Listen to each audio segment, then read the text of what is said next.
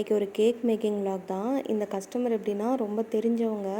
அதனால் நான் உடனே சடன் ஆர்டராக எடுக்கிற மாதிரி வந்துருச்சு. ஸோ நைட்டோட நைட்டாக ஒர்க்கை முடிச்சுட்டு மார்னிங் வந்து ஏர்லி மார்னிங் 7 o'clock வந்து டெலிவரி எடுத்துக்கிறேன்னு சொல்லியிருந்தாங்க.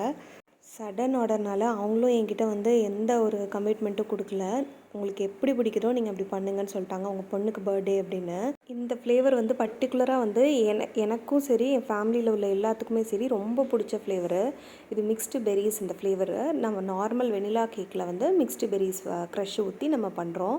இது ரொம்ப ரொம்ப டேஸ்ட்டாக இருக்கும். என் பொண்ணு பர்த்டேனாலும் சரி, இல்லை நான் எங்கள் வீட்டில் யாருக்காவது கேக் கொடுக்குறதா இருந்தாலும் சரி, நான் இந்த ஃப்ளேவரில் தான் பண்ணுவேன். ஏன்னா இது அவ்வளோ டேஸ்ட்டாக இருக்கும் இந்த ஃப்ளேவர். மித்தது எல்லாமே நம்ம யூஸ்வலாக எப்போயும் சாப்பிட்ற மாதிரி இருக்கும். இது வந்து பிளாக் கரண்ட்க்கு அப்புறம் சாக்லேட் ட்ரஃபிள் எப்போவுமே ஆல் டைம் ஃபேவரேட்டு. பிளாக் கரண்ட்க்கு அப்புறம் இது ரொம்ப பிடிச்ச ஃப்ளேவர்னால் எங்கள் வீட்டில் வந்து இந்த மிக்ஸ்டு பெர்ரிஸ் தான். அதையே நான் சஜஸ்ட் பண்ணியிருந்தேன். நான் அவங்க கஸ்டமர் வந்து ஓகே உங்களுக்கு எது பிடிக்குதோ அதை போட்டுக்கோங்கன்னு சொல்லிட்டாங்க. டிசைனும் அவங்க பர்டிகுலராக எனக்கு வந்து இதுதான் பண்ணணும் அப்படின்லாம் எதுவுமே கொடுக்கல. நானே எனக்கு பிடிச்ச மாதிரி பண்ணியிருந்தேன். பேஸ்டல் கலர்ஸில் பண்ணலாம் அப்படின்னு எனக்கு ஒரு ஐடியா. அதனால் நான் அப்படி பண்ணியிருந்தேன். ஃபோட்டோவில் இந்த கேக்கை பார்க்குறத விட நேரில் பார்க்குறதுக்கு ரொம்ப ரொம்ப ரொம்ப அழகாக இருந்தது. எனக்கு ரொம்ப பிடிச்சிருந்தது. உங்களுக்கும் இந்த மாதிரி கேக்ஸ் வேணும்னா என்னோட இன்ஸ்டாகிராம் ஐடி கொடுக்குறேன். நீங்கள் செக் பண்ணி பாருங்கள்.